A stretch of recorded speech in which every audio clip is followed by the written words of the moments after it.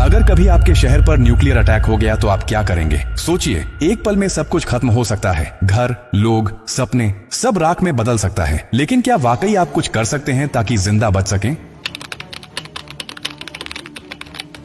हाँ, अगर आप अभी से तैयार हैं, ये जानकारी जिंदगी और मौत के बीच की दूरी तय कर सकती है। क्योंकि जब एक न्यूक्लियर बम गिरता है तो सिर्फ धमाका ही नहीं होता, उसके बाद शुरू होता है वो खतरनाक खेल जिसे कहते हैं रेडिएशन फॉलआउट। और उसमें जो जिंदा बचता है वो भी धीरे धीरे मरने लगता है। सबसे पहले जानिए कि जैसे ही न्यूक्लियर बम गिरता है, एक तेज सफेद रोशनी आपके सामने आती है। इस रोशनी को देखना मतलब अपनी आंखों की रोशनी खो देना। आप अंधे हो सकते हैं, स्थायी रूप से। इसलिए पहला कदम, जैसे ही धमाके की खबर मिले या रोशनी दिखे, तुरंत जमीन पर लेट जाइए, अपनी आंखें और कान बंद कर लीजिए और चेहरे को किसी कपड़े से ढक लीजिए। ये पहली रक्षा है। अब सवाल उठता है कि कहां जाएं? तो याद रखिए, अगर आपके आसपास कोई मेट्रो स्टेशन है, बेसमेंट है, अंडरग्राउंड पार्किंग है, तो वहीं भागिए, क्योंकि जमीन के नीचे रहना न्यूक्लियर फॉलआउट से बचने का सबसे कारगर तरीका है। लेकिन अगर कुछ नहीं है तो अपने घर को ही शेल्टर बनाना पड़ेगा। सारी खिड़कियां, दरवाजे बंद कर दीजिए। हर छोटी छोटी दरार को भी किसी कपड़े, टेप या गत्ते से बंद कीजिए। हवा का एक भी रास्ता नहीं खुला रहना चाहिए। अटैक से पहले या जैसे ही खबर मिले, आपके पास सिर्फ कुछ मिनट होंगे। उसी वक्त पानी भरिए, बाल्टी, बोतल, ड्रम, जो भी है।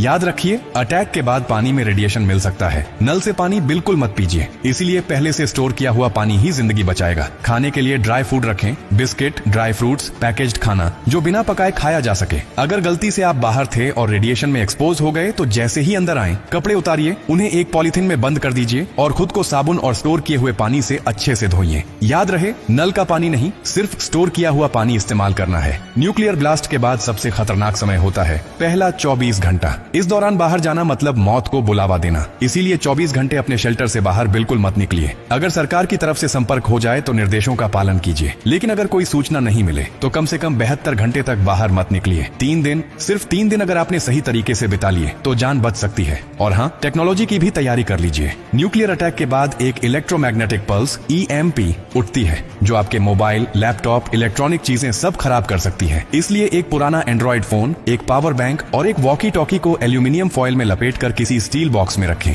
ये आपको बाकी दुनिया से संपर्क में रखेगा। सबसे जरूरी बात, घबराइए मत, पैनिक नहीं करना है। हर फैसला सोच समझ कर लीजिए, क्योंकि न्यूक्लियर अटैक एक टाइम गेम है। जो जितना शांत रहेगा, उसकी जान बचने के चांस उतने ही ज्यादा होंगे। और याद रखिए, ये जानकारी सिर्फ आपके लिए नहीं, बल्कि आपके परिवार, दोस्तों, पड़ोसियों और पूरे समाज के लिए है। क्या आप अकेले सुरक्षित रहना चाहते हैं? नहीं ना? तो इस जानकारी को हर उस इंसान तक पहुंचाइए जिसकी जिंदगी की आपको परवाह है। हो सकता है आपकी एक शेयर से किसी माँ का बच्चा जिंदा रह जाए, किसी पिता की आखिरी उम्मीद बच जाए, किसी बहन का भाई लौट कर घर आ जाए। और यही तो असली इंसानियत है। और हाँ, जब आप जिंदगी बांट रहे हैं तो एक वादा भी कीजिए। डॉक्टर कार्डियो की हर पोस्ट से कुछ सीखेंगे और दूसरों को भी सिखाएंगे, क्योंकि हमारा मकसद सिर्फ कंटेंट नहीं, आपकी सुरक्षा है, आपकी जिंदगी है।